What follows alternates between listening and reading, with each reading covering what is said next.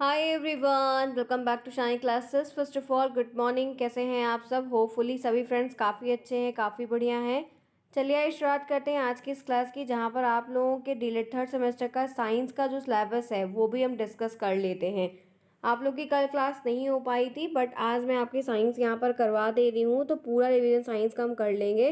फिर कोई प्रॉब्लम या कोई चीज़ होगी तो आप हमसे पूछ सकते हैं, आपको कमेंट बॉक्स में ऑप्शन है। आपको मैंने सब कुछ करवा दिया है, साइंस है और मैथ आपका बचा है, तो साइंस में करवा रही हूँ। एक सिर्फ मैथ है जो मैंने आपको डिटेल में नहीं किया, बाकी सब कुछ करवाया। तो ये भी आज आपका यहाँ पर हो जा रहा है। चलिए आइए शुरुआत करते हैं। आप जुड़े मेरे साथ, मैं हूँ शाही, सभी का स्वागत है। आइए देखते हैं साइंस का एक फाइनल और फुल रिवीजन कर लेते हैं कि चीज़ें जिस तरीके से दी गई हैं उतना यहाँ पर नेसेसरी। बाकी आपको एग्जाम के पहले मैं आपको क्वेश्चंस के फॉर्म में भी करा दूंगी, तो एक बार थ्योरी इस तरीके से हो जा रही है पूरी, और एक बार हम लोग क्वेश्चंस के तरीके से तरह कर लेंगे, तो वो भी काफ़ी हेल्पफुल रहेगा आप सभी के लिए। तो तैयार हैं आज की इस क्लास के लिए? चलते हैं, बढ़ते हैं आगे और करते हैं साइंस का एक फुल और फाइनल रिवीजन, जो आपके एग्जाम से पहले मैं यहाँ पर करवा रही हूँ। आइए देखते हैं। तो साइंस में काफ़ी कुछ है, जो भी चीज़ें हैं वन बाय वन है। सबसे पहले जो चैप्टर है उसमें डेली लाइफ में जो हम साइंस और टेक्नोलॉजी को यूज़ कर रहे हैं, सामान को, चीज़ों को, उसके इर्द गिर्द चीज़ें उसमें दी गई हैं।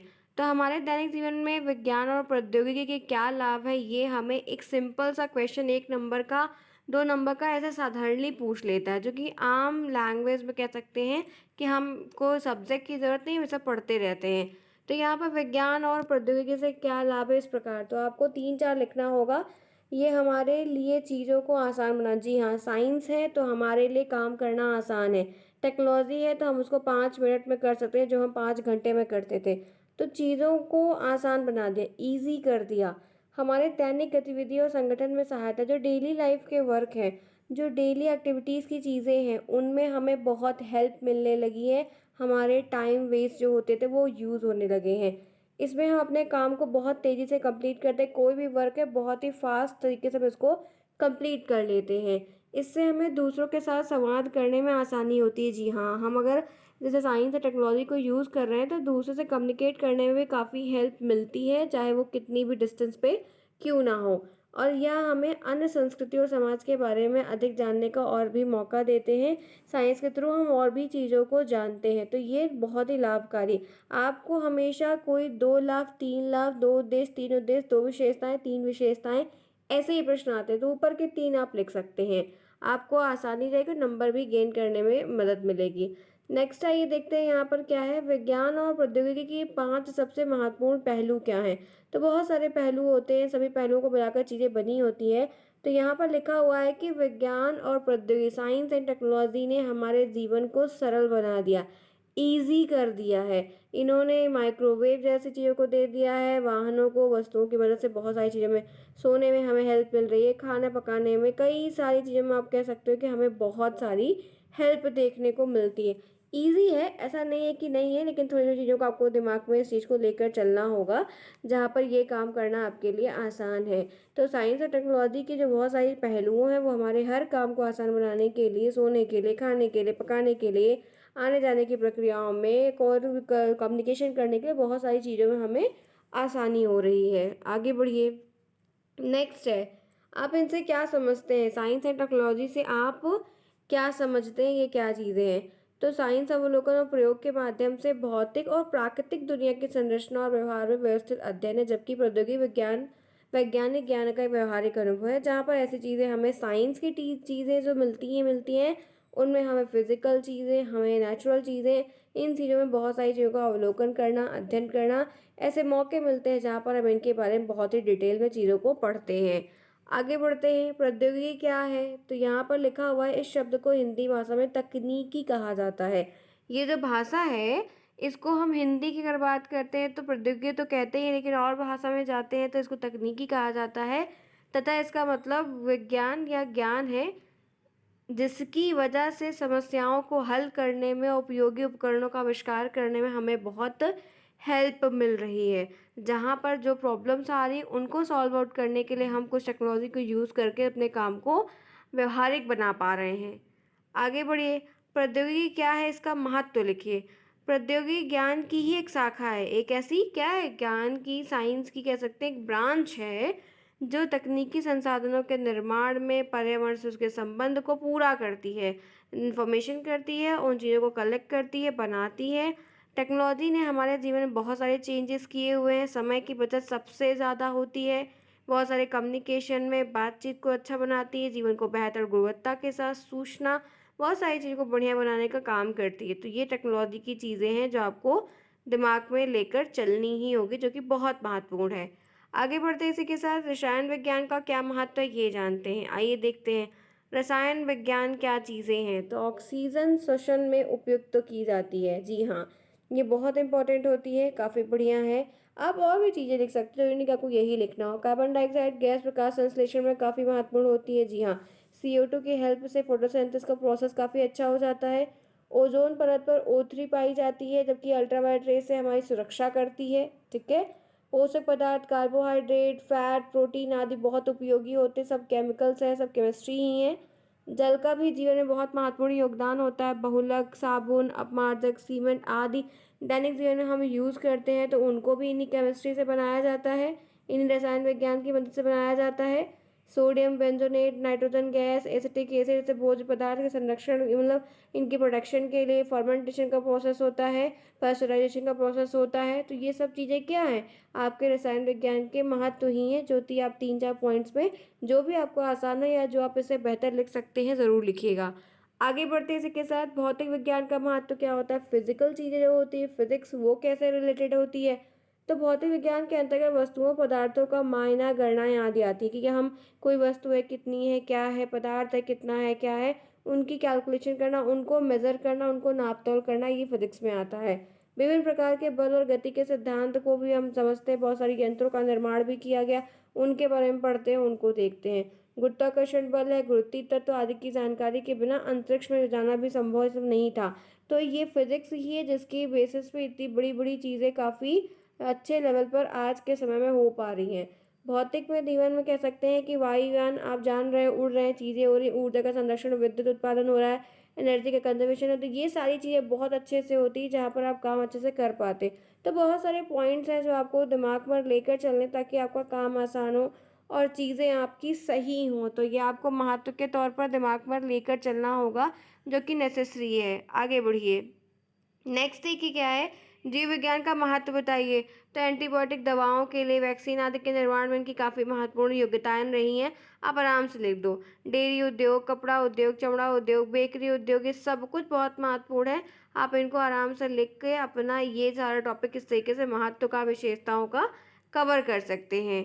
आगे बढ़ते हैं इसी के साथ और भी देखते हैं। जीव विज्ञान का उपयोग पर्यावरण संरक्षण में, मिट्टी को उपजाऊ बनाने में किया जाता है। कृषि आधारित उत्पादन को भी बढ़ाने में हम बायोलॉजिकल को काफ़ी यूज़ करते हैं।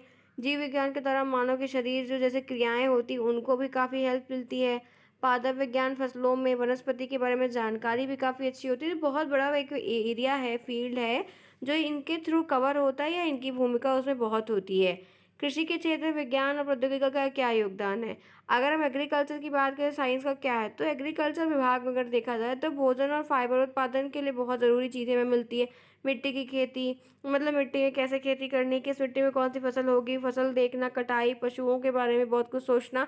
मतलब विज्ञान बहुत इंपॉर्टेंट है एग्रीकल्चर के फील्ड में, क्योंकि उससे आप जो है अपने खेत की जांच अच्छी कर पाते हैं, कौन सा से फर्टिलाइजर डालना है, क्या नहीं डालना है, किस चीज़ की कमी है, किसको पूरा करना है, किसको कवर करना है, ये सारी चीज़ें आपको साइंस की हेल्प से पता चलती हैं।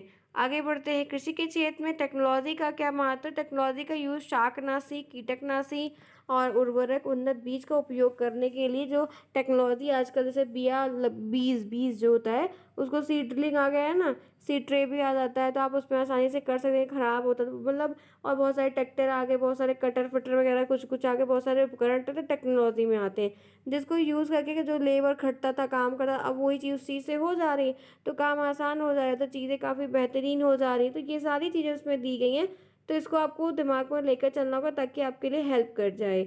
आगे बढ़ते बात कर लेते हैं हरित क्रांति की, जो ग्रीन रेवोल्यूशन है, ये क्या चीज़ें होती हैं। तो इनके परिचय में कुछ कुछ चीज़ें थोड़ा बहुत ध्यान रखना, MCQ जब मल्टीपल चॉइस क्वेश्चन बनते हैं वो आ जाते हैं। तो ग्रीन रेवोल्यूशन 1960 की, देखिए यार 1960 की जो चीज़ है, ये मल्टीपल चॉइस क्वेश्चन में वो तारीख पूछ सकता है कि दशक में नॉर्मन बोरलॉग के द्वारा शुरू किया गया था। जी हाँ, अगर हम विश्व के स्तर की बात करते हैं, तो इसमें विश्व में हरित क्रांति के जनक ग्रीन रेवोल्यूशन के रूप में जाना था। इनको नॉर्मन नॉर्मन बोरलॉग को विश्व के नाम से हम जानते हैं। लेकिन अगर हम बात करते हैं यहीं पे अपने इंडिया में, तो हम स्वामीनाथन को जानते हैं। 1970 में इनको जो है हाई क्वालिटी की किस्मों को पैदा करने के लिए इनको नोबेल पुरस्कार भी प्रदान किया गया था। किसको? नॉर्मन बोरलॉग को दिया गया था 1970 में। भारत में हरित क्रांति के नेतृत्व में एम एस स्वामीनाथन के द्वारा किया गया था। वो विश्व के हैं, ये इंडिया के स्पेशल हैं। तो इस तरीके से जो किस्में हैं जिससे पैदावार कम अच्छी होती थी, उन्हीं को बेहतर बनाने के लिए ऐसा कुछ इन्होंने काम किया, चीज़ें की, जिससे वो पैदावार की किस्में अब जितनी वैरायटीज़ आई तो वो काफ़ी प्रफुल्लित और बहुत ज़्यादा उपजाऊ में निकल रही थी। हरित क्रांति के परिणाम स्वरूप क्या हुआ कि विशेषकर गेहूं और चावल पे जो भुखमरी हो रही थी, जो नहीं पैदा हो रहा था, उनमें बहुत अच्छी किस्मों को लाया गया, बीज को बनाया गया, जिससे बहुत ज़्यादा पैदावार होने लगी। नेक्स्ट देखिए, हरित क्रांति के कोई दो उद्देश्य लिखिए, ऐसा प्रश्न आपको बन जाएगा।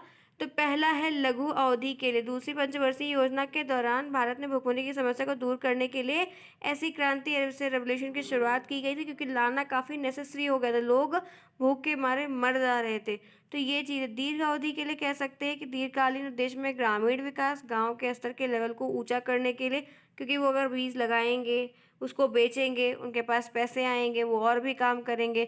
औद्योगिक विकास के लिए इंडस्ट्री बने, लोगों को रोजगार मिले, तो ऐसे बहुत सारी चीज़ों का ढांचा, कच्चे माल की आपूर्ति वगैरह जो थी, उन सबको कम करने के लंबे गोल और छोटे गोल दोनों को ध्यान में रखकर ऐसे रेवोल्यूशन को बनाया जाता है या लाया जाता है, ताकि काम को आसान बनाया जा सके।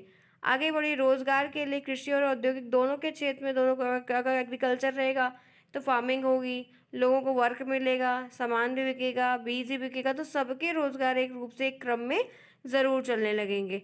वैज्ञानिक अध्ययन की बात करते हैं तो स्वस्थ पौधे का उत्पादन करना, साइंटिफिक नॉलेज होने लगती है कि जलवायु कैसी होगी, रोग का सामना करने में सक्षम बनाना, तो रोग कीटनाशक भी चीज़ें बन रही हैं, साइंस में उसका यूज़ हो रहा है, केमिस्ट्री यूज़ हो रही, तो बहुत सारी चीज़ें एक दूसरे से इंटरकनेक्टेड होती हैं जो इसमें लाई गई थी। कृषि का वैश्वीकरण करने के लिए भी चीज़ों को सोचा गया है। गैर औद्योगिक राष्ट्र में प्रौद्योगिकी का प्रसार करना, बहुत सारे नियम और क्षेत्र हैं उनको स्थापना प्रोत्साहित करना, ताकि उन चीज़ों पर लोग सीखें, समझें और उनको खूब अच्छे से फैलाएं, एग्रीकल्चर से दूर ना रहें, काम करें। तो बहुत सारी चीज़ें हैं। नेक्स्ट इसमें एक टॉपिक है मत्स्य पालन, यानी कि फिश कल्चर, मछलियों को पालना। तो ये भी एक व्यवसाय ही है, ठीक है। मछली प्रारंभिक समय में मनुष्य के भोजन के रूप में की जाती थी, आदि मानव जो थे सब खोज करते थे, ठीक है। इनका शिकार भी बहुत उद्देश्य किया जाता था। इनकी जिद से मछली पालन प्रारंभ किया गया। पहले मनुष्य के सामने बहुत सारी समस्याएं रही थी, किस प्रकार की मछली की संख्या बढ़ाई जाए, कैसे किया जाए, जल को कैसे सही रखा जाए, क्योंकि हर मछली सेल नहीं होती, हर मछली खाई नहीं जाती, तो बहुत सारी चीज़ें अलग अलग होती हैं, ठीक है। तो यहाँ पर है मत्स्य पालन का सर्वप्रमुख उद्देश्य मछलियों के उत्पादन में वृद्धि करना। देखो जीवो जो वाटर बॉडीज होती है उनमें जहाँ पर है, उनकी भी प्रेजेंस को मेंटेन रखना काफ़ी नेसेसरी है। तो उथले जल में पाला जाता है उनको, जो जो उथला वो उभरा उभरा जल, साफ जल वहाँ पे पालने की कोशिश की जाती है, ताकि उनको पकड़ना भी सरल रहे। तो लोग उसमें जो है फिश वाले जी एक्वेरियम में, जो छोटा एक्वेरियम है तो बड़ा करते, मतलब मछली को पाल के व्यवसाय करने का एक तरीका और काम लगाना।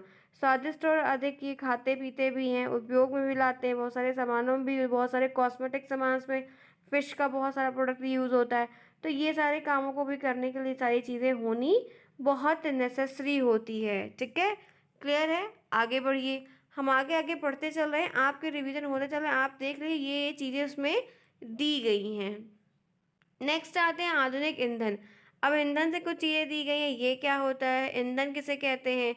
ऐसे पदार्थ जो ऑक्सीजन की उपस्थिति में, यानी कि with the presence of oxygen, जलाने पर आसानी से जलने लगते हैं और अधिक मात्रा में हीट को क्रिएट करते, हीट को उत्पन्न करते हैं, उन्हें ईंधन कहा जाता है। बहुत ही छोटी सी परिभाषा, लेकिन बहुत महत्वपूर्ण है। इस प्रकार के ईंधन जो होते हैं वो ज्वलनशील ईंधन कहलाते हैं। ईंधन कितने प्रकार के होते हैं? तो 3 प्रकार के होते हैं।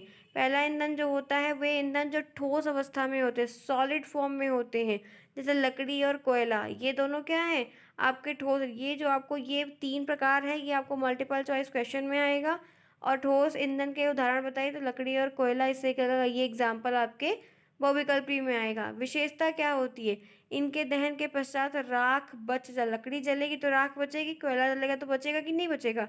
ये कम मात्रा में भी ऊष्मा उत्पन्न करेगी, कम मात्रा भी होती है, मतलब इनकी बहुत ज़्यादा नहीं है कि ढेर सारी लकड़ी है, लेकिन थोड़े में भी ये हीट को उत्पन्न कर सकते हैं। द्रवीय ईंधन क्या होते हैं? वे ईंधन जो द्रव अवस्था में पाया लिक्विड फ्यूल होते हैं, जैसे डीजल है, पेट्रोल है, मिट्टी का तेल है, ये सारे द्रवीय ईंधन है।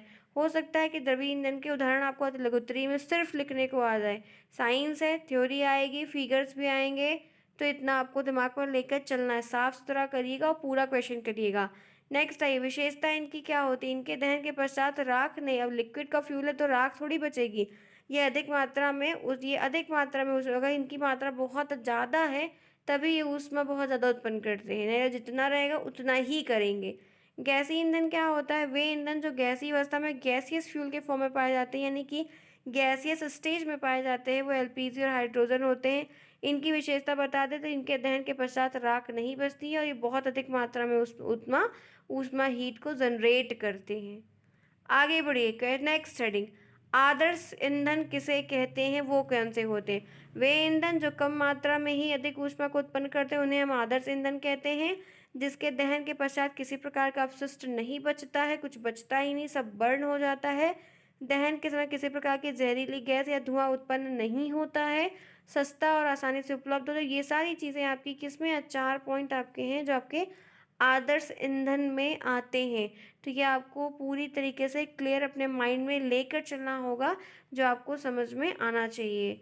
आगे बढ़ते हैं, बायोगैस क्या होती है? बायोगैस से आप क्या समझते हैं? इसमें मुख्य रूप से हाइड्रोकार्बन शामिल होता है। ये आपको पूछ सकता है कि बायोगैस में क्या क्या चीज़ें होती हैं, मल्टीपल चॉइस में। तो एक हाइड्रोकार्बन का नाम जो दहनशील हो, तो दहनशील होने के साथ साथ जलने पर गर्मी पैदा करते हैं, 1 पॉइंट। ठीक है। दूसरा यहाँ पर क्या है कि बायोगैस एक जैव रासायनिक प्रक्रिया के माध्यम से उत्पन्न होती है, ठीक है, जिसमें कुछ प्रकार के बैक्टीरिया जैविक कचरे को उपयोग में लाया जाता है और बायोगैस बनाई जाती है। बायोगैस में बहुत लंबा प्रोसेस होता है, बहुत सारी चीज़ों को मिलाकर बनता है, ऐसा छोटे में नहीं बन जाता है। चूँकि उपयोगी गैस एक जैविक प्रक्रिया में उत्पन्न होती है, इसलिए इसे बायोगैस भी कहा जाता है, क्योंकि हम इनको डिफरेंट डिफरेंट काम के लिए और चीज़ों के लिए यूज़ करते हैं। आगे बढ़ते हैं इसी के साथ, ये देखिए कुछ ऐसा प्रोसेस होता है, बहुत लंबा प्रोसेस है, फिलहाल इसका फिगर तो नहीं आएगा, लेकिन इसमें क्रॉप है, वेस्ट वाटर है, फूड का वेस्ट है, अनवांटेड गाय का गोबर है, फर्टिलाइजर है, बहुत सारे फ्यूल्स है, बहुत सारी चीज़ें लगती हैं, फिर जाके ये चीज़ें। मीथेन गैस बायोगैस की सबसे मेन घटक होती है, जो कि एमसीक्यूज में आ जाएगा, तो ध्यान रखिएगा। बायोगैस के उत्पादन के फायदे क्या होते हैं? बहुत सारे। इसके प्रदूषण नहीं, तो पॉल्यूशन नहीं होता। इन्वायरमेंट में कोई चीज़ अगर नुकसान नहीं कर रही है तो वो अच्छी है। गैस के उत्पादन से कच्चे पदार्थों की आवश्यकता होती है, गांव में जो मात्रा में चीज़ें मिलती हैं उनको यूज़ कर लिया जाता है, तो गांव भी साफ सुथरा रहता है। बायोगैस के उत्पादन से खाद भी मिलती है, फसलों की उपज भी बहुत, जो उसमें कचरा बचता है, गैस बनेगी तो कुछ निकलेगा, उसको खेत में डाले तो बहुत उपजाऊ भी होता है। गांव में लकड़ी, गोबर के गट्ठे, धुआं की समस्या होती है, इसलिए बायोगैस की समस्या से ऐसी प्रॉब्लम भी खत्म होने लगी। प्रदूषण को भी नियंत्रित किया गया, गोबर में खुले पड़े नहीं, कीटाणु मच्छर भी नहीं पनप रहे हैं, पानी भी नहीं बह रखा है, लकड़ी बचत होती है, तो पेड़ कटने की ज़रूरत नहीं होती। तो बहुत सारी चीज़ें ऐसी होती हैं जो इन सबसे बहुत ही इंपॉर्टेंट होती हैं। आगे बढ़िए, नेक्स्ट देखिए, द्रवित पेट्रोलियम गैस क्या होती है? एलपीजी का full form liquid petroleum gas है, इसका हिंदी में अर्थ द्रवित पेट्रोलियम गैस होता है। एलपीजी मुख्यतः प्रोपेन और ब्यूटेन से बना होता है, ये मल्टीपल चॉइस क्वेश्चन मिल गया आपको। इसके अलावा एलपीजी के अंतर्गत ये इथेन, एथिलीन, प्रोपिलीन, ब्यूटिलीन, आइसोब्यूटेन, आइसोब्यूटिलीन, ये मिश्रण भी होता है। एलपीजी गैस सिलेंडर 95% प्रोपेन और ब्यूटेन गैस से बना होता है, 5% इसमें और डिफरेंट डिफरेंट गैस भी पाई जाती है। तो ये आपका एलपीजी का बारे में हो गया। संपीड़ित प्राकृतिक गैस किसे कहते हैं? आइए देखते हैं। सीएनजी, सीएनजी का फुल फॉर्म क्या होता है? कॉम्प्रेस नेचुरल गैस होती है, ठीक है। दोनों का फुल फॉर्म, ये बेसिक साइंस है वो पता होना चाहिए, ठीक है। इसको संपीड़ित प्राकृतिक गैस कहते हैं। सीएनजी एक कॉम्प्रेस की गई दबाव के साथ भरी गई प्राकृतिक गैस होती है, जो साफ, गंध रहित और गैर संरक्षक होती है। ये ध्यान रखना, विशेषताओं में ऐसे पॉइंट को हाईलाइट करके लिख सकते हैं। सीएनजी में बहुत कम मात्रा में प्रदूषण फैलता है, इसलिए इसको इको फ्रेंडली गैस भी कहा जाता है। इसमें पेट्रोल, डीजल के मुकाबले ये सस्ती भी होती है। सीएनजी मुख्य रूप से मीथेन से बनी होती है। तो कौन गैस किससे ज़्यादा बनी, किसकी प्रेजेंस है, वो मल्टीपल चॉइस में आ जाएगा। स्टैंडर्ड एटमॉस्फेरिक प्रेशर पर जितना आयतन घेरती है उसका 1% भी कम इसे कंप्रेस किया जाता है, तो ये ध्यान रखिएगा। आगे बढ़िए, क्वेश्चन नंबर 1 आपके सामने। सीएनजी में मुख्यतः कौन सी गैस पाई जाती है? अति लघुत्तरी नंबर 1, तो मीथेन पाई जाती है, 80 से 90% के बीच में रेशियो में रहती है। सीएनजी किसका मिश्रण होती है? सीएनजी मीथेन के साथ नाइट्रोजन का, कार्बन डाइऑक्साइड का, प्रोपेन का, ईथेन का, सबका कॉम्बिनेशन होती है। नेक्स्ट आइए, तो पहला चैप्टर आपका होता है समाप्त। मैंने पूरा ओवर करवा दिया। अब आगे बढ़ते हैं और देखते हैं चैप्टर 2, दाब और वैज्ञानिक यंत्र। प्रेशर और जो साइंस के यंत्र हैं वो क्या हैं। दाब किसे कहते हैं, सबसे पहला क्वेश्चन बताइए। परिभाषा आप अपने आप से लिखिएगा, कोई दिक्कत नहीं है। किसी सतह के प्रति यानी कि किसी भी सरफेस के लिए इकाई क्षेत्र पर लगने वाला लंबवत बल, परपेंडिकुलर पर लगने वाला फोर्स दाब कहलाता है। दाब एक अदिश राशि होती है, इसका SI मात्रा पास्कल और न्यूटन पर मीटर स्क्वायर होता है। आपको ये परिभाषा 1 नंबर की आएगी। अदिश राशि हो सकता है पूछ ले आपके मल्टीपल चॉइस क्वेश्चन में, और SI मात्रक जो पास्कल है या अथवा न्यूटन मीटर पर स्क्वायर मीटर है, ये आपको आपके बहुविकल्पी में आएगा, तो ध्यान रखिएगा।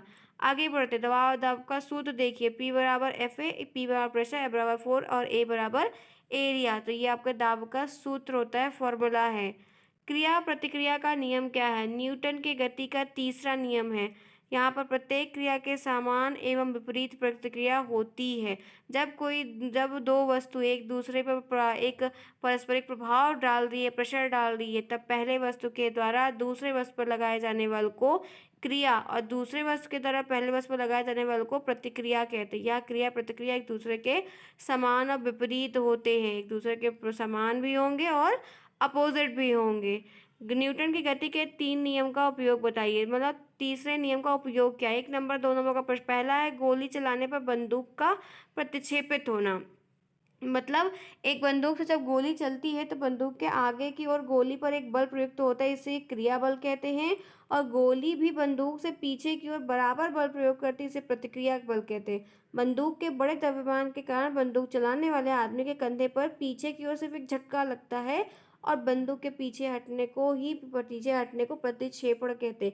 ये गोली चलाने वाला जो एग्जाम्पल है, ये आपको दिमाग में लेकर चलना होगा, प्रश्न आपको पूछ लेगा। नेक्स्ट आइए, जमीन पर चलने वाला आदमी क्या है, ये एग्जाम्पल है, ठीक है।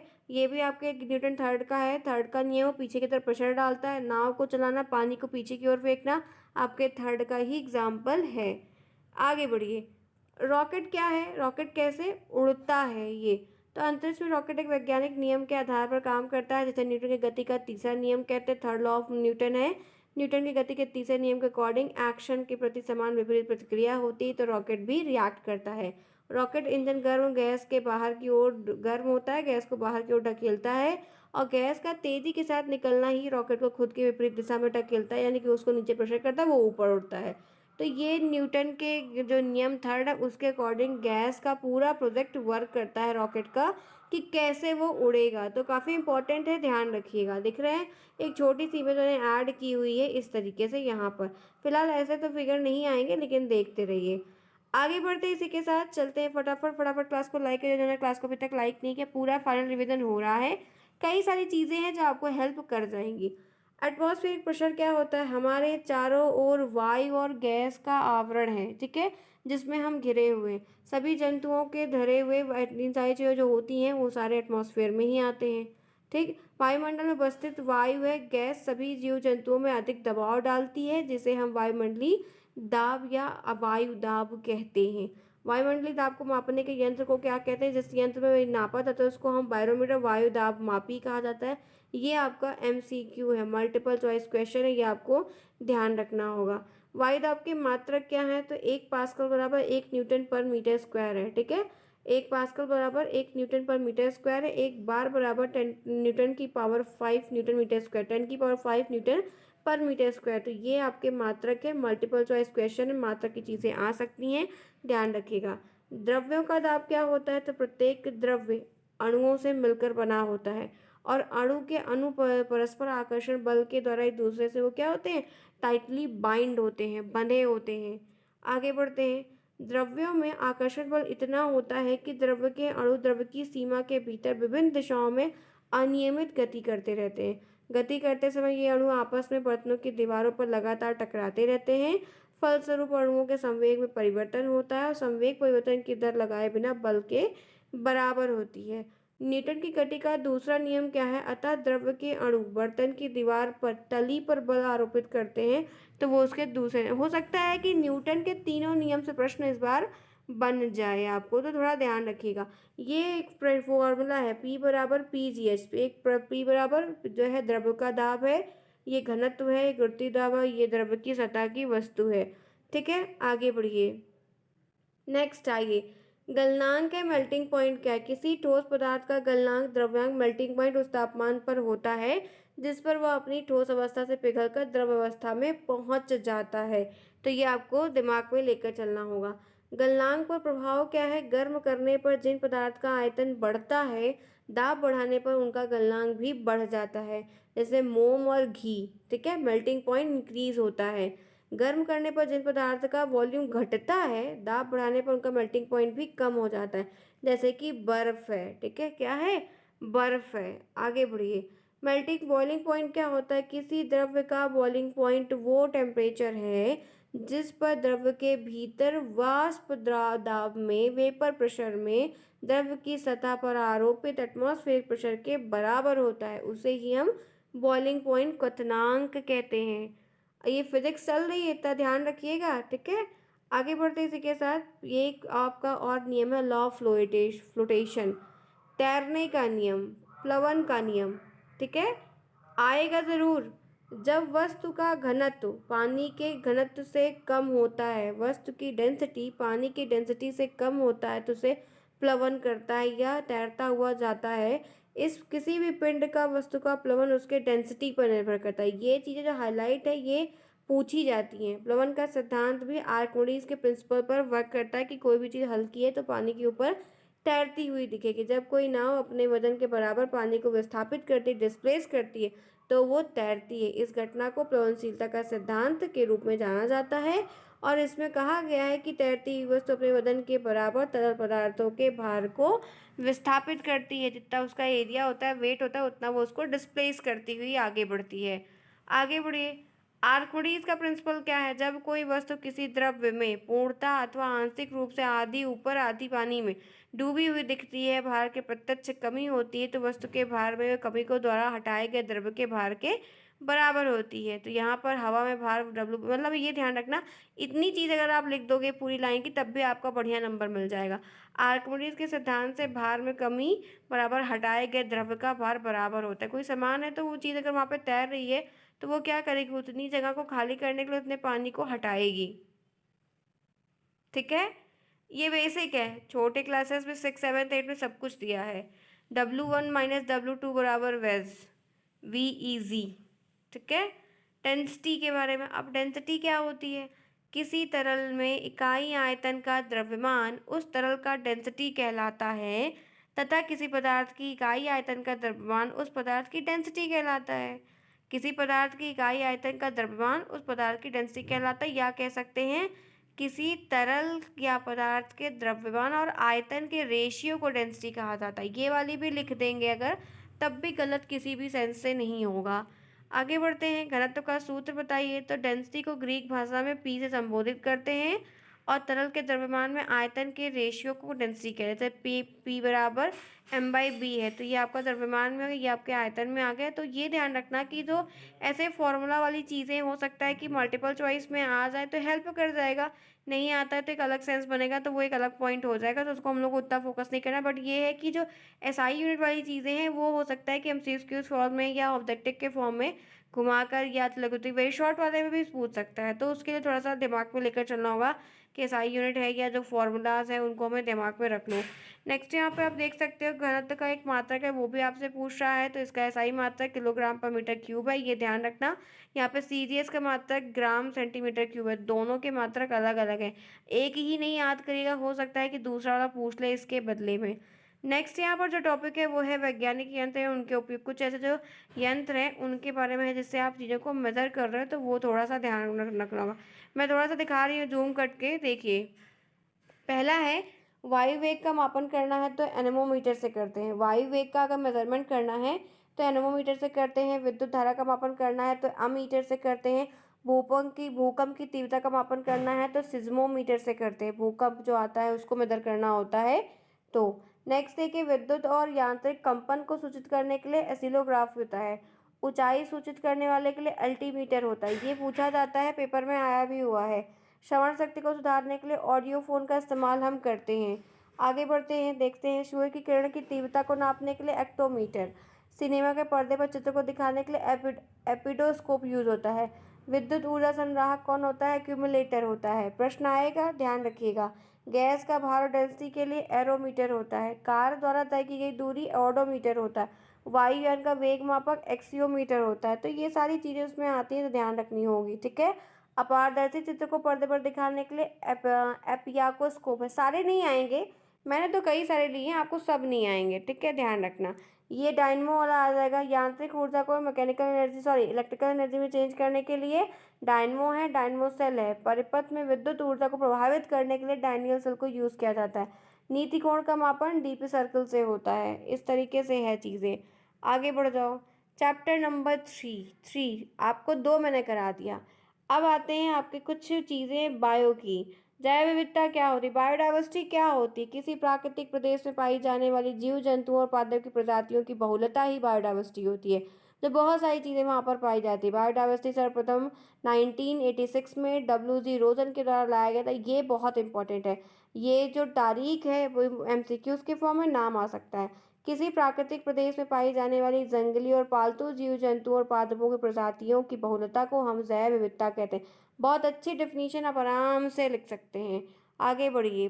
जीवों का 5 जगत वर्गीकरण क्या होता है? अरस्तु ने जीवों को 2 समूहों में बांटा, जंतु एवं वनस्पति। उसके बाद लीनियस ने अपनी पुस्तक सिस्टमेटा नेचुरा में, ये हो सकता है नाम आ जाए, हो सकता है, जीवधारियों के पादप और जंतु को डिवाइड कर दिया गया, इसीलिए इनको आधुनिकरण वर्गीकरण प्रणाली का पिता कहा जाता है। 1969 में कह सकते हैं कि विक्टर के द्वारा बहुत सारी वस्तुओं की जगत प्रणाली लाई गई है।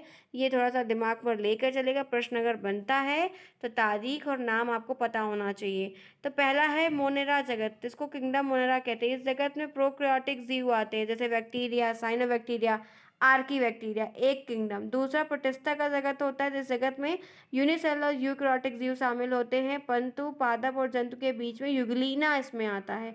एक होता है कवक जगत, जिसको किंगडम फंगी कहा जाता है। इसमें पैरासाइट्स आते हैं, मृत पदार्थों पर भोजन के लिए जीवन भर निर्भर रहने वाले आते। इसमें कोशिका भित्ति काइटिन की बनी होती है। पादप जगत यानी कि प्लेंटिया होता है। इस जगत में शैवाल और बहुकोशिकीय हरे पौधे शामिल होते हैं। बहुत बड़ी कैटेगरी, इनके अंदर भी कैटेगरी होती है, फिलहाल मैंने इतना ही लिया है। जंतु किंगडम क्या होता है? ये सभी कोशिकाएं, बहुकोशिकाएं जंतु से शामिल, जैसे मेटाजोआ, ये मल्टीपल सेल्स का बना होता है। तो ये 5 किंगडम है, नाम ध्यान रखिएगा। एक कोशिकीय जीव किसे कहते हैं? यूनिसेलुलर ऑर्गेनिज्म क्या होता है? तो ऐसा जीव जिसको केवल सिर्फ एक कोशिका से बने होते हैं, जो जीव द्वारा आवश्यक सभी कार्यों को पूरा करते हैं, वो एक कोशिकीय जीव कहलाते हैं। बहुकोशिकीय जीव किसे कहते हैं? ये आपको दिमाग में रखना है। एक से अधिक कोशिकाओं से बने जीव, एक से अधिक कोशिकाओं से बने जीव बहुकोशिकीय जीव कहलाते हैं। बहुकोशिकीय जीव में प्रकृति में जटिल, प्राकृतिक जो होती है वो काफ़ी जटिल कहा जाता है, क्योंकि वे अलग अलग कोशिकाओं के बने होते हैं। उदाहरण में हम कह सकते हैं मनुष्य जो होते हैं, हम सब, ये मल्टी सेलुलर हैं। हार्मोन क्या होता है? जंतुओं में, जंतुओं के शरीर में विभिन्न क्रियाओं को नियंत्रित करने के लिए बहुत सारे रसायन बनाए गए हैं, वो हमारे हार्मोन में आते हैं। अंतरास्रावी ग्लैंड से उत्पन्न होते हैं। ये विशिष्ट रासायनिक संदेशवाहक होते हैं, सीधा रक्त प्रवाह में स्रावित भी होते हैं, ठीक है। ये लक्ष्य अंगों की कोशिकाओं को भी प्रभावित करते हैं। कई सारी चीज़ें इसमें आती हैं। हार्मोन के प्रकार क्या होते हैं? 3। एस्टेरॉइड हार्मोन होता है, ये हार्मोन लिपिड में घुलनशील होता है, जल में घुलनशील होता है, अघुलन होता है, मतलब लिपिड में सॉल्युबल है लेकिन वाटर में नहीं। तो एंड्रोजन हार्मोन होता है, टेस्टोस्टेरोन हार्मोन होता है, ध्यान रखिएगा। फिर उसके बाद एमीन्स होता है, ये हार्मोन अमीनो एसिड के रूप में रूपांतरित होते हैं। थायरॉक्सिन हार्मोन है और एड्रोनिल हार्मोन है। ये जो हार्मोन के उदाहरण हैं, ये प्रश्न ला सकते हैं, तो प्रिपेयर रहिएगा। नेक्स्ट है प्रोटीन है। हार्मोन अमीनो एसिड के युक्त प्रोटीन होते हैं, इंसुलिन हार्मोन और ऑक्सीटोसिन हार्मोन है। हार्मोन की विशेषताएं, पादप हार्मोन बहुत इंपॉर्टेंट होता है। वे विभिन्न प्रकार के रासायनिक पदार्थ जो पौधों में वृद्धि के लिए नियंत्रित करते हैं, चीज़ों को देखते हैं। पादप हार्मोन बहुत इंपॉर्टेंट क्रिया करते हैं, जैसे वृद्धि करना, विकास करना, फूल आना, फल का पकना, ये पादप हार्मोन की हेल्प से होता है। ये कार्बनिक यौगिक होते हैं जो पौधे की वृद्धि और विकास को नियंत्रित करते हैं। पौधे में पाए जाने वाले हार्मोन होते हैं, अथवा ये वृद्धि नियंत्रक भी कहलाते हैं। पादप हार्मोन के प्रकार, ये आएगा, मल्टीपल चॉइस क्वेश्चन आएगा। ऑक्सिन, ध्यान रखना, हो सकता है ये बोल दे कि 2 लिख दो। जेब्रेलिन, साइटोकाइनिन और एब्सिक्स सॉरी एब्सिकिक एसिड है, ठीक है। इंग्लिश थोड़ी सी इंपॉर्टेंट रहती है कहीं कहीं पे, लेकिन ठीक है। एब्सिकिक एसिड है और ये क्या है? वृद्धि रोधक है। मतलब ये ध्यान रखना कि जो ऐसे हार्मोन्स के प्लांट हार्मोन की नेम है वो ध्यान रखना, ठीक है। तो यहाँ पर देखो ऑक्सिन क्या करता है, कोशिकाओं की लंबाई की वृद्धि विभाजन में हेल्प करता है, पत्तियों को कंट्रोल करने में, गिरने में ना गिरे उनको बचाता है, फल वल लगे रहें। जेबुलिन क्या होता है, बौने पौधे की लंबाई को बढ़ाने में हेल्प करता है। तो ऐसे जो ये सारी चीज़ें होती हैं वो अलग अलग तरीके से हेल्प करती हैं, ध्यान रखिएगा। आगे बढ़ें। अब यहाँ पे एक पूछ रहा है कि मानव शरीर में हार्मोन को संदर्भित करिए। हमारे शरीर में कुछ विशेष प्रकार के ऊतक होते हैं क्योंकि हम टिश्यू से बने होते हैं, इसको अंतःस्रावी ग्रंथियाँ कहते हैं। ये ग्रंथियाँ रासायनिक पदार्थ को स्रावित करती हैं जिन्हें हार्मोन कहा जाता है। हार्मोन जीव और उनके विकास के लिए बहुत महत्वपूर्ण होते हैं। हार्मोन अंतःस्रावी ग्लैंड के द्वारा कम मात्रा में स्रावित होते हैं। हार्मोन सीधे रक्त में स्रावित होते हैं, ब्लड सिस्टम के माध्यम से पूरे शरीर में पहुँचते हैं। हार्मोन का प्रभाव उनके बनने के साथ साथ उनके अलग स्थान पर दिखाई देता है, ऊतक और अंगों पर काम करते हैं, तो ये बहुत इंपॉर्टेंट होते हैं। पेशी ऊतक क्या होता है, मस्कुलर टिश्यू किसे कहते हैं, पेशी ऊतक और पेशी ऊतक उसको कहते हैं जो जंतुओं के शरीर में पेशियां निर्मित होती हैं। ये कोमल होते हैं, इनके कारण पेशियों में संकुचन की क्षमता होती है। पेशी ऊतक लंबे और बेलनाकार होते हैं जो समांतर पंक्तियों में मतलब रखे रहते हैं।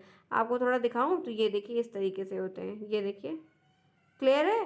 पेशी ऊतक कितने प्रकार के होते हैं, तो यहाँ पर कहते हैं 3 प्रकार के। ये रेखी पेशी ऊतक होता है, दूसरा अरेखित होता है, तीसरा हृदय पेशी होता है।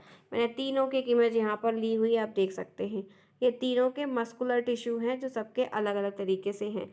अब इसके बारे में बहुत डिटेल में नहीं घुसेंगे क्योंकि इतना प्रश्न अभी फिलहाल नहीं आने को है, उम्मीद है। देख लेते हैं। शरीर के अधिकांश पेशियां रहित होती हैं, मुख्य रूप से अग्रपाद मतलब आगे का हिस्सा, पीछे का हिस्सा पीठ पर पाई जाती है। शरीर में 400 रेखी पेशियां 400 पाई जाती हैं, हो सकता है पूछ ले। तंत्रिका तंत्र के चेतन नियंत्रण मनुष्य की इच्छा अनुसार कार्य करती है, इसको हम वॉलंटरी मसल या ऐच्छिक पेशियां भी कहते हैं। ठीक है, ये पेशियां अस्थियों से जुड़ी होती हैं और स्केलेटन मसल्स भी इनको कहा जाता है। ये पेशियों में थकान होती है, टायर्डनेस होती है। आरेखित पेशी क्या होती है, ये पेशियां आहार नाल, मलमूत्र, पित्ताशय, श्वसनाओं, गर्भाशय, योनि, जनन अंग यहाँ पर होते हैं। ठीक है, नेत्रों, त्वचा की डर्मिस आदि में होते हैं। ये अस्थियों का कोई इनका हड्डी से कोई लेना देना नहीं होता है। ठीक है, और इनमें थकान नहीं होती है। आगे बढ़िए। हृदय पेशी, ये केवल पेशियां हृदय के मांसल भित्ति में पाई जाती हैं और शाखा निविंत होती, शाखाओं से जुड़ी होती ब्रांच से। ये शाखा आपस में मिलकर एक जाल का निर्माण करती हैं। ये पेशियां रेखित और रेखित पेशियों के गुण पाए जाते हैं। ये पेशियां अनैच्छिक और एवं कभी ना थकने वाली होती है, नॉन वॉलंटरी होती हैं। ये जन्म से मृत्यु तक निरंतर कार्य करती हैं। रेखित अरेखित पेशियों में अंतर है, तो रेख सबका मैंने यहाँ पर ले लिया है। अस्थियों के साथ जुड़ी होती हैं, ये अंतरंगों के में पाई जाती हैं, हृदय में पाई जाती हैं। ये ऐच्छिक होती है, अनैच्छिक, ये अनैच्छिक होती है। ये पेशी तुंत लंबे और बेलनाकार होते हैं, ये पेशी तुंत लंबे त्वरका तर्क वकार होते हैं, ये शाखा निविंत होते हैं। तो 3 एग्जाम्पल आप लिख दोगे तो कोई दिक्कत नहीं है, बेसिक है, ध्यान रखना। चलो, क्वेश्चन है कई सारे। हृदय पेशी कहाँ पाई जाती है, हृदय में। कौन सी पेशी कभी नहीं थकती, तो आरेखित और हृदय पेशी कभी नहीं थकती। कौन सी पेशी थकावट महसूस करती, तो रेखित पेशी। किन पेशी में धारियाँ होती है, ऐच्छिक पेशियों में। तो ऐसे छोटे छोटे प्रश्न हैं जो मैंने ऐड किए हैं। बात कर लेते हैं तंत्रिका तंत्र की, नर्वस सिस्टम की। मानव शरीर का वह तंत्र जो सोचने समझने किसी भी चीज़ को याद रखने के साथ विभिन्न अंगों का काम करता है, संतुलन करता है, बैलेंस करता है, वो तंत्रिका तंत्र है, उसको हम नर्वस सिस्टम कहते हैं। तंत्रिका तंत्र के बहुत सारे अंग है, पार्ट है, उनको काम करना, चलाना, मानसिक कार्य को अच्छे से करना, बाहरी वातावरण को बनाए रखना, और टिश्यूज़ को प्रॉपर्ली वर्क करना, ये सारी चीज़ें इसमें आती हैं जो कि बहुत महत्वपूर्ण होती हैं। तंत्रिका तंत्र से जुड़ी हुई जितने भी महत्वपूर्ण प्रश्न है वो देखिए। कुछ कुछ यहाँ फटाफट। मस्तिष्क का कौन सा हिस्सा सांस लेने को नियंत्रित करता है, तो मज्जा होता है। ठीक है, एमसीक्यूज़ के फॉर्म में अगर आ जाए तो आपको दिमाग में रखना होगा, इसीलिए मैंने ये बता दिया पहला। दूसरा यहाँ पे निम्नलिखित में से मानव मस्तिष्क का वह हिस्सा कौन सा जैसे विचारों का संग्रह होता है, तो वो अग्र मस्तिष्क है। आगे का जो सेक्शन होता है उसकी बात आपसे कर रहा है। नेक्स्ट यहाँ पे थर्ड जो है, इसमें से कौन सी ऐच्छिक क्रिया नहीं, दोनों होती है, वॉलंटरी और नॉन वॉलंटरी होती है। तो यहाँ पर ये ध्यान रखना है कि हृदय की धड़कन यहाँ पर ये ऐच्छिक क्रिया में नहीं आती, बाकी सभी आपकी इसमें ज़रूर आएगी। आगे बढ़ते हैं, नेक्स्ट देखते हैं। मनुष्यों में अनैच्छिक क्रियाएं जैसे रक्तदाब, लाल, उल्टी आदि किसके द्वारा कंट्रोल होता है, तो मेडुला के थ्रू हम इसको कंट्रोल कर सकते हैं। ये काफ़ी इंटरनल हो जाएगा, अगर पूछता है तो ठीक है, नहीं तो कोई बात नहीं। ठीक है, ध्यान रखिएगा। इस तरह से मैंने कई सारे, ये थोड़ा मैं आपको और भी करवा, देखो अनुमस्तिष्क सेरिब्रम किसे कहते हैं, तो मांसपेशियों के घुमाव और नियंत्रण का काम होता है। मानव मस्तिष्क का वजन कितना होता है, 2% होता है। तो यहाँ पर नेक्स्ट 9th है, इनमें से कौन सी तंत्रिका कोशिका है, तो न्यूरॉन जो होती है वो होती है, ये क्वेश्चन आ सकता है। 10th भी देख लो, दो न्यूरॉन के बीच में जंक्शन को क्या कहा जाता है, तो इसको हम यहाँ पर राइट आंसर सी होता है, ये सूत्र युग्मन कहते हैं। तो प्रश्न है, ध्यान रखिएगा। आइए आगे बढ़ते हैं इसी के साथ। चलिए फटाफट क्लास को भी लाइक कर लीजिए जो नहीं किए हैं। सूक्ष्म जीवों के बारे में पढ़ते हैं, चैप्टर 4। माइक्रो ऑर्गेनिज्म क्या होते हैं, इसे सरल भाषा में समझे तो सूक्ष्म जीवों को बिना सूक्ष्मदर्शी के नहीं देखा जा सकता है, वे सूक्ष्म जीव होते हैं। सूक्ष्म जीव वे छोटे जीव जो बिना सूक्ष्मदर्शी के दिखाई नहीं देते, सूक्ष्मदर्शी कहलाते हैं। सूक्ष्म जीव प्रायः प्रत्येक जगह पर अपनी परिस्थितियों में पाए जाते हैं। बर्फ जमे पहाड़ से लेकर समुद्र के तल तक सूक्ष्म जीव हर जगह हैं। जीवाणु हैं, रोगाणु हैं, कवक हैं, सब के सब उसी में आते हैं। सूक्ष्मजीवों का वर्गीकरण 5 वर्ग में बटे हैं। जीवाणु बैक्टीरिया 1, कवक 2, प्रोटोजोआ 3 हो गया है, शैवाल 4 और वायरस 5। ठीक है। जीवाणु बैक्टीरिया क्या होता है, बैक्टीरिया एक कोश की होता है, ध्यान रखना बहुत इंपॉर्टेंट, यूनिसेलुलर होता है। कुछ बैक्टीरिया हमारे लिए अच्छे होते हैं, कुछ हानिकारक होते हैं। राइजोबियम है, बेसाइल्स है, ये सही है। कवक फंगी है, ये सूक्ष्मजीव का एक प्रकार है, ये एक कोश के बहु कोश की दोनों होते हैं। फंगी जो होती है वो दोनों होती है। ये पैराजीवी होते हैं जो मृत सड़े पदार्थों को खाते हैं, वहाँ पर अंकुरित होते हैं। मशरूम में, राइजोपस में, ब्रेड मोल्ड में, पेनिसिलियम में, फंगी में आदि में। आगे बढ़िए, प्रोटोजोआ क्या होता है, प्रोटोजोआ एक प्रकार का माइक्रो ऑर्गेनिज्म जो यूनिसेलुलर होता है, ये भी यूनिसेलुलर होता है। अमीबा, पैरामीशियम, प्रोटोजोआ, अमीबा का चित्र आ सकता है, ध्यान रखिएगा। ये प्रोटोजोआ अतिसार और मलेरिया आदि के रोग के कारण भी होते हैं प्रोटोजोआ। शैवाल क्या होता है, ये हरे रंग का हरे प्रकार का सूक्ष्मजीव होता है जो पानी गिरने के स्थान पर काई जो जम जाती है वो होता है। ठीक है। वायरस क्या होते हैं, ये सूक्ष्मजीवों से थोड़ा अलग होता है, ये पैरासाइट होता है, ये केवल दूसरे जैव पदार्थों में ही गुणन करते हैं, जैसे जुकाम हो गया, इन्फ्लुएंजा हो गया, ये सारी चीज़ें इन्हीं के कारण होती। खसरा रोग भी इन्हीं से होता है। ईस्ट का उपयोग निम्न में से किसके उत्पादन में होता है, तो अल्कोहल बनाने में ईस्ट को हम यूज़ करते हैं। ठीक है, अल्कोहल का फॉर्मेशन करने में। नेक्स्ट है, निम्न में से कौन सा प्रतिजैविक है, तो ये कह सकते हो यहाँ पर आपका स्प्रेटोमाइलिन है। ठीक है, स्प्रेटलोमाइसिन है, ये आपका है प्रोटोजोआ। तो यहाँ पर मलेरिया परजीवी का वाहक कौन है, मादा एनोफिलीज मच्छर। ठीक है, ध्यान रखना, प्रश्न बने तो करिए। संज्ञा पर है, संक्रामक रोगों का सबसे मुख्य कारक क्या है, तो घरेलू मक्खी। घरेलू मक्खी इसका सबसे इंपॉर्टेंट कारक है। आगे बढ़े, तो ये चीज़ें ऐसे प्रश्नों में बीच बीच में मैंने ऐड कर दिया है, देख लीजिएगा। आइए आगे बढ़ते हैं, वायरस की संरचना देख लेते हैं। तो वायरस की संरचना में प्रोटीन के आवरण से घिरा एक न्यूक्लिक एसिड पर, न्यूक्लिक एसिड ये पूछ लेता है मल्टीपल चॉइस में। बाहरी आवरण कैप्सिड में होता है, प्रोटीन का पता है वीरॉन कहते हैं इसको, जो 110 से लेके 500 मिली माइक्रोन होता है। हो सकता है कि ये विषाणु जो होता है ये आरएनए और डीएनए दोनों में से एक होता है, ये चित्र आ सकता है, देख लीजिए, स्क्रीनशॉट लिए जल्दी से, ये फिगर आ सकता है, इंपॉर्टेंट है इसीलिए करा दे रहे हैं। इस तरीके से वायरस कितने प्रकार के होते हैं, तो 3, पादप वाले होते हैं, जंतु वाले होते हैं, बैक्टीरियोफेज या जीवाणु भोजी होते हैं। ये न्यूक्लिक एसिड आरएनए के होते हैं पादप वाले, जैसे यहाँ पर पीला मोज़ेक वायरस है, डीएमबी वायरस है। जंतु वायरस ये डीएनए और आरएनए में पाए जाते हैं, ये गोल होते हैं। इन्फ्लुएंजा है, मम्प्स वायरस है, बैक्टीरिया है, ये केवल जीवाणु में ऊपर आश्रित होते हैं, डीएनए पाया जाता है, T2 फेज है। वायरस की खोज किसने की है, तो वायरस वनस्पति शास्त्री इवोनोवस्की ने की है 1892 में। अच्छा प्रश्न है, आएगा।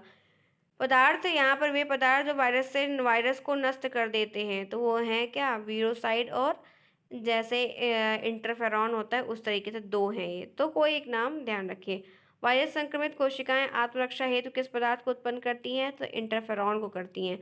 प्रथम प्रकार संश्लेषी जीव किसे पाया जाता है, साइनोबैक्टीरिया को कहा जाता है। ठीक है, आइए आगे बढ़ते हैं, जीवाणु के बारे में देखते हैं। जीवाणु को अंग्रेजी में बैक्टीरिया कहा जाता है। बैक्टीरिया एक कोशिकीय जीव होता है। बैक्टीरिया हमारे लिए अच्छा, कोष खराब होता है। बैक्टीरिया आकार झरनुमा स्पाइरल गोल होता है। बैक्टीरिया धरती पर जीव के पृथक रूप में पाया जाता है। राइजोबियम, बेसिलस, क्लोरोफिसिस, क्लोरोफ्लेक्सी, ये सब बैक्टीरिया के हैं। टाइफाइड, क्षय रोग, टीबी आदि बैक्टीरिया के कारण ही होते हैं। तो ये बीमारी किसके कारण होती है, ये पूछ सकता है। सामान्य लक्षण क्या है, वायरस को छोड़कर जीवाणु सबसे सरलतम जीव है, सभी स्थानों पर पाए जाते हैं, एक कोश की जीव होते हैं, समूहों में भी रहते हैं। इनका जो आकार होता है वो 2 से 10 लेके म्यून तक होता है। कोशिका भित्ति काइटिन की बनी होती है। सत्य केंद्र का अभाव होता है। मृतोपरजीवी और सहजीवी सब होते हैं। ठीक है, ये सारे होते हैं, तो ये इनके बारे में है। ठीक है, जनन मुख्य रूप से विखंडन के द्वारा होता है। इनका पोषण स्वपोषी होते हैं, ये फोटोसिंथेसिस में बहुत हेल्प करते हैं, रासायनिक प्रोसेस में काम करते हैं, हेटेरोजनक में भी काम करते हैं, हेल्प करते हैं ऐसा नहीं है, पैरासाइट क्या होते हैं? एक प्रकार के पोषण में एक जीवों के दूसरे पर आश्रित होते हैं, माइक्रोबैक्टीरियम। सहजीवी क्या होते हैं? इस प्रकार के पोषण में अन्य जीवों के शरीर से रहकर भोजन प्राप्त करते हैं, हानि नहीं पहुंचाते, वो राइजोबियम होते हैं। अक्सर वो लता वाले पेड़ पर देखने को मिलते हैं। चलिए फ्रेंड्स, फिर आगे बढ़ते हैं, नेक्स्ट चैप्टर देखते हैं, कार्बन और उसके यौगिक। अब केमिस्ट्री का कुछ चीज़ें हैं। कार्बन लैटिन शब्द है कार्बो से बना, जिसका मतलब होता है कोयला। कार्बन एक अधातु है, इसका प्रतीक इसका सी है। आगे देखते हैं, ऑक्सीजन और हाइड्रोजन के बाद कार्बन तीसरा सबसे ज़रूरी तत्व होता है। हमारे भोजन, कपड़े, इन सब चीज़ों में कार्बन से बने होते हैं, जो कि महत्वपूर्ण होते हैं, ये यौगिक है। सह संयोजी बॉन्ड क्या होता है? कोवैलेंट बॉन्ड किसको कहते हैं? वे बॉन्ड जो एक प्रकार या अलग प्रकार के परमाणु के इलेक्ट्रॉनों के साथ शेयरिंग करता है, उसको हम का ये है सहसंयोजी बंध कहते हैं, उससे ये बंधे होते हैं। ये तीन प्रकार के होते हैं। एकल अबंधन यानी एक एक इलेक्ट्रॉन शेयर होगा, द्विबंधन दो दो होगा, त्रिबंधन तीन तीन होगा। तो इस तरीके से शेयरिंग होते हैं। कार्बन की सर्वतोमुखी प्राकृतिक जो मतलब नेचर क्या, ये लिखने को आ जाएगा कि कार्बन का नेचर बताए, श्रृंखलन करने में बहुत आगे होते हैं। कार्बन एक दूसरे से परमाणु के साथ अबंधन बनाने की क्षमता होती है, जिसको कैटिनेशन कहा जाता है, वो प्रोसेस होता है। ठीक है, ये परमाणु के साथ बंधनों में खुली और बंद श्रृंखला दोनों बनाते हैं। बहुल बंध बनाना, कार्बन के परमाणु के आकार छोटे होने के कारण ये भूल बंध बना सकते हैं। कार्बन के परमाणु एक दूसरे से बहुत ही तत्वों से, ऑक्सीजन से बंधे होते हैं, एक दो तीन। ये इनके बॉन्ड हैं, जो कार्बन के बॉन्ड है उनके बारे में है। आगे बढ़ते हैं, ये टेट्रावैलेंसी को भी फॉर्म करते हैं। कार्बन की संयोजकता 4 होती है, इसलिए इसको चतुर्थ संयोजक भी कहा जाता है। इसके बाहरी कोश में 4 इलेक्ट्रॉन होते हैं। अपना पूरा कोश करने के बाद carbon, oxygen, hydrogen, nitrogen, sulphur, chlorine के साथ में ये संयोजी बॉन्ड बनाते हैं। कार्बन के अवरूप क्या होते हैं? तो यहाँ पर कह सकते हैं कि प्रकृति शुद्ध कार्बन दो रूप में पाया जाता है, एक हीरा में और ग्रेफाइट के रूप में। हीरा और ग्रेफाइट को वायु में अधिक गर्म करते हैं तो पूर्ण रूप में जल जाता है, कार्बन डाइऑक्साइड बन जाता है। जब हीरे और ग्रेफाइट का सामना मात्रा दहन किसे की जाती है तो कार्बन डाइऑक्साइड बराबर, ये अच्छा एलोट्रॉप है। ठीक है, कार्बन के एलोट्रॉप से तत्वों के अवरूप है। हीरा के बारे में, हीरा एक पारदर्शक पदार्थ होता है। ठीक है, लिखने को उतना नहीं है, नाम है। ग्रेफाइट क्या होता है? ये विद्युत का सुचालक होता है। कार्बन के उपयोग कहाँ करते हैं? तो हीरे को काटने में, पीसने में, पॉलिश करने में, ड्रिलिंग करने में। ग्रेफाइट है तो पेंसिल में और भी जगह पर यूज होता है, कोक में यूज होता है।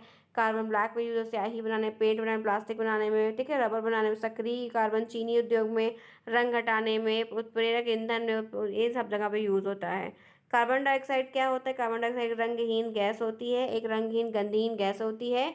वायुमंडल में कार्बन डाइऑक्साइड 0.03% पाई जाती है। एक जलीय सलील अम्लीय एसिड होता है, मतलब अम्लीय होता है इसका टेक्सचर। वायुमंडल दाब में -78 डिग्री सेल्सियस पर ये ठोस अवस्था में होते हैं। इस तरीके से आप कार्बन डाइऑक्साइड के बारे में ज़रूर लिख सकते हैं, कोई दिक्कत नहीं है।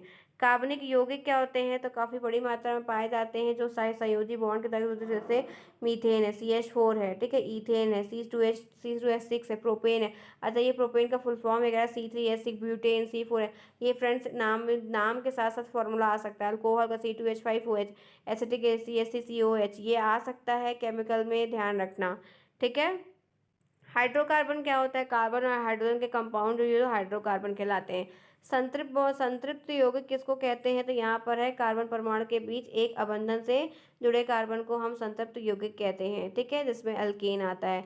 तो ये संतृप्त हाइड्रोकार्बन जिसमें कार्बन परमाणु केवल एक बॉन्ड से जुड़े होते हैं, वे अल्केन है, मीथेन है, प्रोपेन है, ब्यूटेन है। तो अगर पूछा जाए तो परिभाषा लिखिए, एग्जाम्पल देखिए। असंतृप्त क्या होते हैं? ये द्विबॉन्ड और तीन बॉन्ड के बंधे हुए होते हैं, तीन बंध से। एल्कलीन है और अल्कलाइन है। ठीक है, ध्यान रखिएगा। आगे बढ़ते हैं, नेक्स्ट देखते हैं, methane, ethane, propene, butene. Carbon dioxide के बारे में फिर है, कार्बन डाइऑक्साइड के गुण लिख दीजिएगा। औद्योगिक में हम अलग तरीके से यूज़ करते हैं। ये चित्र आ सकता है फ्रेंड्स, ये देख लो कार्बन डाइऑक्साइड का निर्माण कैसे होता है। हो सकता है आ जाए, 100% तो नहीं हूँ, लेकिन अगर आ जाए तो देखो इस तरीके से आप बना लेना। और ये वाला जो सूत्र है इसका स्क्रीनशॉट ले लीजिए। वैसे मुश्किल है क्योंकि पूछा नहीं गया है, हो सकता है कि आ जाए। अब उपयोग बता दीजिएगा। चीनी के उद्योग में चूने के अपेक्षित का इस्तेमाल, अवक्षेपित का इस्तेमाल करने में, CO2 गैस में, कार्बन डाइऑक्साइड में, हर जगह। कार्बन मोनोऑक्साइड क्या होता है? जहरीली गैस होती है। CO इसका फुल फॉर्म होता है। सिर दर्द होना, चक्कर आना, थकान, ये सब इसी से होता है। मीथेन गैस को मार्स गैस क्यों कहते हैं? CH4 जिसे मीथेन गैस कहा जाता है। मीथेन गैस बनाने की प्रक्रिया वायु की अनुपस्थिति में दलदली स्थानों पर पेड़ पौधे कार्बनिक पदार्थों में गलने सड़ने से बनती। मीथेन गैस रंगहीन, गंधहीन, ज्वलनशील गैस, इसे मार्स गैस कहते हैं। इसीलिए मार्स गैस दलदल, बायोगैस, हाइड्रोजन सल्फाइड, इन सब जगह जहाँ पे दलदली एरिया होता है ना, वहाँ पर होता है। मीथेन के गुण, भौतिक गुण अलग होते हैं, रासायनिक गुण अलग होते हैं। तो यहाँ पर ये चीज़ें ध्यान में रखना है। ये जल में असॉल्युबल होती हैं, वायु में हल्की होती हैं, ठीक है, ग्रीन हाउस गैस से प्रभाव पैदा करती हैं। मीथेन का उपयोग भी बहुत है, अलग अलग जगह पर हम इसको मीथेन पे घरों पे गैसीय ईंधन के रूप में यूज़ होता है, ठीक है। कारों और ऑटो में इन सब चीज़ों को यूज़ करते हैं, काजल बनाने में यूज़ करते हैं, अलग अलग जगह पे यूज़ करते हैं। इथेन गैस का रासायनिक सूत्र है। इथेन एक रंगीन गंधहीन हाइड्रोकार्बन है जिसका फॉर्मूला C2H6 होता है, ठीक है। इथेन का रासायनिक संरचना यहाँ पर देखिए, ये देखिए, ये बना है मैंने, C2H6 है। तो यहाँ पे कार्बन के 2 मॉलिक्यूल, हाइड्रोजन के 6 मॉलिक्यूल से मिलकर ये बना हुआ है। एथिलीन का उपयोग क्या होता है? तो एथिलीन का उपयोग पैकेजिंग, जो पन्नी वन्नी होती है उसको बनाने में, प्लास्टिक के सामानों के रैपिंग बनाने में करते हैं। ईंधन किसे कहते हैं? तो यहाँ पर जलने और ऊष्मा उत्पन्न करने वाले को ईंधन का, ये ईंधन एक बार मैंने ऊपर भी आपको पढ़ाया, तो ध्यान रखिएगा, ठीक है। प्राकृतिक gas, biogas, producer gas, carbon monoxide होता है, कार्बन मोनोऑक्साइड CO होता है। कोल गैस यहाँ पर इस तरीके से संरक्षण क्या होता है? कोरोजन, वही लोहे में जो मोर्चा लग जाता है वही चीज़। जब कोई धातु जल वायुमंडल के संपर्क में आती है, ठीक है, तो नमी और वायुमंडल की प्रदन से कारण उसमें जो है रस्टिंग होने लगती है। लोहे पर जंग लगना सबसे बड़ा एग्जाम्पल है। चांदी का काला होना, कॉपर पीतल पे हरे रंग की परत जमना, कैसे रोक सकते हो? तो आप उस पर लेपड़ कर दो, ठीक है। सबसे पहले क्या बढ़िया है, उस पर किसी अन्य पदार्थ की कोई परत उसे चढ़ाना, तो उससे क्या होगा, चीज़ें बची रहेंगी। जंग रोधी पदार्थों से इसको लेपेट के रख दो, अंदर रख दो, ठीक है। अब कुछ रोग वगैरह के बारे में है, असंक्रामक रोग वगैरह क्या होते हैं। अब रोगों के प्रकार, संचारी रोग, संक्रामक रोग, ये रोग जो रोगजनक वायरस, बैक्टीरिया, प्रोटोजोआ, कवक और कीड़ों की वजह से होते हैं, वो संक्रामक रोग होते हैं। और वे रोग जो मनुष्य के शरीर के कुछ अंगों प्रणाली से तरीके से काम नहीं करते, वो हमारे इस तरीके से, जैसे कैंसर, एलर्जी, तो ये आपके असंक्रामक रोग होते हैं, गैर संक्रामक। तो इसके लक्षण क्या होते हैं? हैजा का लक्षण क्या होता है?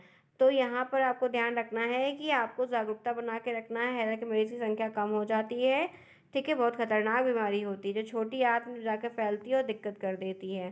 तो इस तरीके से उल्टियाँ होती है, दस्त होता है, अपने आप को बहुत ही पतला महसूस करेंगे, उल्टी होगी, पेट दर्द, आँख दर्द, आंखें धसी धसी होंगी, जीभ सूखेगी। ट्यूबरक्लोसिस क्या होता है? भीड़ भाड़ वाले क्षेत्र में, घनी आबादी में रहने वालों के बीच में बहुत अच्छे से फैलता है। HIV संक्रमित मरीजों में ये भी देखने को मिलता है, ठीक है। एकदम फेफड़े वगैरह में बहुत प्रभावित करता है, दर्द करता है, दिक्कतें बहुत ज़्यादा होती है। TB, खांसी, फेफड़ों में चीज़ें, बुखार होता है, सुबह होगा, शाम होगा, भूख कम लगे, बहुत पतले हो जाएंगे। खसरा क्या होता है? बच्चों को होने वाली सबसे आम बीमारी खसरा, बच्चों को बहुत ज़्यादा हो रही है। ये बीमारी विकासशील घनी आबादी के एरिया में होती है और गंदे व पानी और गंदी हवा में सांस लेने के कारण, मुंह से जो है लार गिरने के कारण ये सब फैलती है। तो बच्चों में बहुत होता है ये सब। तेज बुखार रहेगा, सर्दी रहेगी, खांसी रहेगी, आंखें एकदम लाल लाल रहेंगी, दुबले पतले हो जाएंगे, उल्टी टट्टी सब बराबर होगी। संक्रामक रोग से बचने के उपाय कि अपना हाथ भैया बराबर धोया करो, साफ सफाई खूब रखा करो, वैक्सीनेशन करवा लो, बीमारी होने पर घर पर ही रहें, फूड लेते समय सावधानी रखें, बर्तन को साझा ना करें, ये सब चीज़ें। असंक्रामक रोग क्या होता है? वे रोग जो एक व्यक्ति से दूसरे व्यक्ति में संचरित नहीं होते हैं। जैसे एलर्जी है तो एलर्जी नहीं ट्रांसफर होगी, ठीक है। तो ये आपको ध्यान रखना, हमारे शरीर पर लाल लाल दाने चकत्ते पड़ेंगे, खुजली होगी, छींक आएगी, नाक से पानी बहेगा, तो ये सब है। रोकथाम के लिए बहुत सारे तरीके हैं जो आपको ध्यान में रखना होगा। तो ऐसे छोटी छोटी चीज़ें हैं। कैंसर भी इसी तरीके से होता है जो कि इस तरीके से फैलता नहीं, तंबाकू के धुएं से, अल्ट्रावायलेट रेस से, एक्स रेस से, गामा रेस से सब फैलता है, ठीक है, ध्यान रखें। डायबिटीज़ क्या होती है? डायबिटीज़ एक ऐसी बीमारी होती है, विशेषता हाई ब्लड शुगर का लेवल बढ़ जाता है। ब्लड में बहुत सारे ग्लूकोज होने के कारण ये स्वास्थ्य की समस्याएं देखने को मिलती हैं, तो इसे कहते हैं डायबिटीज़ बढ़ती है, ठीक है। मुंह और प्यास में वृद्धि हो, भूख प्यास में वृद्धि होगी, बार बार पेशाब आएगी, मुंह सूखेगा, ठीक है, वजन में कमी होगी, थकान होगी, सिर दर्द होगा, चिड़चिड़ापन होगा, ये सारी चीज़ें, हाई ब्लड प्रेशर होगा, हाई कोलेस्ट्रॉल होगा, तो सब नींद कम आएगी। डायबिटीज़ मधुमेह के प्रकार दो है, टाइप 1 टाइप 2 डायबिटीज़ होता है। ये डिटेल में है, इतना अंदर नहीं आएगा, तो परेशान नहीं हो। उपचार के लिए 30 से 40 मिनट व्यायाम करिए, अच्छे से ग्लूकोज के लेवल को बनाए रखिए, टहलिए, तो चीज़ें आपकी होंगी। आहार सेवन पर शासन करिए, क्या है, दवाओं के बिना आहार पर रहने की कोशिश करिए, ठीक है। हृदय रोग क्या होता है? अब हृदय, हार्ट रोग, सीने में दर्द, बेचैनी, रोग वगैरह से प्रश्न है, इतने बड़े फिलहाल नहीं देखने को मिले, छोटे छोटे ही आएंगे, ठीक है। समझ में आई बातें? आइए फिर आगे बढ़ते हैं। आपका ये एक यहाँ पर पर्यावरण से है, परि प्लस आवरण, चारों ओर से घिरा हुआ। पर्यावरण का अर्थ है, मल्टीपल चॉइस क्वेश्चन है। पर्यावरण के अंग स्थल मंडल, जल मंडल, वायुमंडल, सब डीएलएड फर्स्ट सेमेस्टर में आपने पढ़ा है। पर्यावरण क्या होता है? हमारे चारों ओर का परिवेश जो हमें अनुकूलन देता है, हमारे लिए अनुकूलन। पर्यावरण विश्व दिवस कब मनाया जाता है? 5 जून को। पर्यावरण के घटक क्या हैं? वायुमंडल, जलमंडल, स्थलमंडल। प्रदूषण, जल प्रदूषण, वायु प्रदूषण, ध्वनि प्रदूषण, भूमि। संरक्षण कैसे कर सकते हैं? तो साफ सफाई रखिए, पेड़ लगाइए, सुरक्षा करिए। वाटर कंजर्वेशन कर सकते हैं, मृदा, जल, पानी, जंगल, पौधे सबको बचा कर रखिए। वनों की कटाई को रोका जाना चाहिए, ठीक है। नियमित अच्छे से साफ सुथरी हो, जन जागरूकता हो, बहुत सारी चीज़ें आप कर सकते हो। अच्छा है, लिख सकते हैं, इसमें ऐसा कोई टफ सेक्शन है। अनुकूलन क्या होता है? ग्रीन हाउस गैस क्या होती है? सब कुछ पढ़ाया है। ओजोन परत के बारे में ध्यान रखिएगा, थोड़ा थोड़ा देख लीजिएगा। फ्रेंड्स, बहुत ज़्यादा कुछ नहीं था, मैंने आपको काफ़ी कुछ फ़िलहाल बता दिया, काफ़ी कुछ आपने रिवीजन कर लिया। मैं भी आप लोगों को पढ़ाते पढ़ाते आज ये मतलब बड़ा है, पढ़े हैं। एक इसमें ऊष्मा और प्रकाश और ध्वनि का भी है।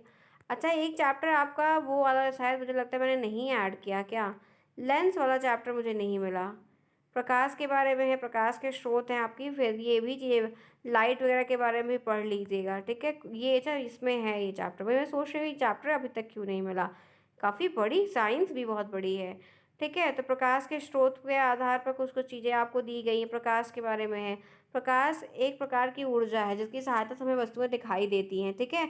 जो विकिरण हमारी आंखों को संवर्धित होते हैं, प्रकाश कहलाते हैं। अब ये प्रदीप्त है, अप्रदीप्त है, पारदर्शक, अपारदर्शक है। तो प्रदीप्त वस्तुएं वे हैं जो अपने स्वयं को प्रकाश से प्रकाशित करती हैं। अप्रदीप्त जो अपना स्वयं का प्रकाश नहीं होता है, सूर्य ये सब होता है, बल्ब है, मेज कुर्सी। पारदर्शक ऐसी प्रकार जो हमें हो जिनसे पार होकर हम प्रकाश की किरणें निकल जाती हैं, और जिनसे पार होकर प्रकाश की किरणें नहीं निकलती वो अर्ध पारदर्शक वस्तुएं होती हैं, ठीक है। ध्यान रखिएगा। प्रकाश का परावर्तन, रिफ्लेक्शन ऑफ लाइट है। प्रकाश का परावर्तन से मतलब जब किसी दर्पण यानी शीशा अपने आप उसको अपने सामने देख रहे हो, चेहरा देखते हो, तो धूप में लेते हो तो सूर्य के से आने वाला प्रकाश आपके दर्पण से टकराकर वापस दिशा में लौटता है, तो वो परावर्तन होता है, प्रकाश का परावर्तन। ये इसका चित्र है, देख सकते हैं। ये चित्र साइंस में इस सेक्शन के चित्र आ सकते हैं। अपवर्तित किरण, आपतित किरण क्या होती है? यह वह किरण है जो सतह पर पड़ती है। परिवर्तित किरण क्या होती है? वह किरण जो सतह से परिवर्तित लौट जाती है। उदाहरण क्या है? दर्पण में रिफ्लेक्शन का बनना, आसमान का रंग नीला दिखाई देना, सूर्योदय सूर्यास्त में लाल दिखाई देना, हीरे का चमकना, ये सब इसी के कारण होता है। पानी में डूबी टेस्ट ट्यूब का चमकीला दिखाई देना, टूटे हुए कांच के टुकड़े चमकना। प्रकाश के परावर्तन के नियम दो होते हैं। परावर्तन की घटना में आपतन कोण का मान परावर्तन कोण के मान के बराबर होता है, इसलिए आई बराबर आर होता है, ठीक है। आपतन बिंदु, आपतित किरण और परावर्तित किरण पर अभिलंब तीनों एक ही तल में होते हैं। ये दो प्रकार के नियमित होता है, विस्तारित होता है, ठीक है। प्रकाश का अपवर्तन क्या होता है? जब प्रकाश एक माध्यम से, एक मीडियम से चलता हुआ किसी दूसरे मीडियम में एंट्री कर जाता है और दूसरे माध्यम में प्रकाश अपने में विचलित होता है, तो वो आपका रिफ्रैक्शन ऑफ लाइट होता है। ये इमेज आ सकती है, रिफ्लेक्शन ऑफ लाइट आ सकता है, ध्यान रखिएगा। अपवर्तन के नियम क्या होते हैं? तो यहाँ पर कई सारे इनके भी नियम होते हैं, जहाँ पर ये सूत्र होता है, साइन आई बराबर साइन आर बराबर कांस्टेंट है। आएगा प्रश्न, इनसे प्रश्न आएंगे। दर्पण किसे कहते हैं? दर्पण प्रकाश के परावर्तन के सिद्धांत पर काम करने वाली एक वस्तु है जो छवि को दर्शाती है। दर्पण छवि की दिशा में एक समान लेकिन विपरीत कोण में पलट देते हैं, उससे प्रकाश चमकने लगता है। दर्पण के प्रकार समतल, उत्तल, अवतल, प्लेन, कॉन्वेक्स और कनकेव। प्लेन मिरर क्या होता है? एक कांच पर समतल प्लेट पे उसमें से एक तरफ पॉलिश करके दूसरी तरफ बिना पॉलिश के रहने दो तो समतल दर्पण होता है।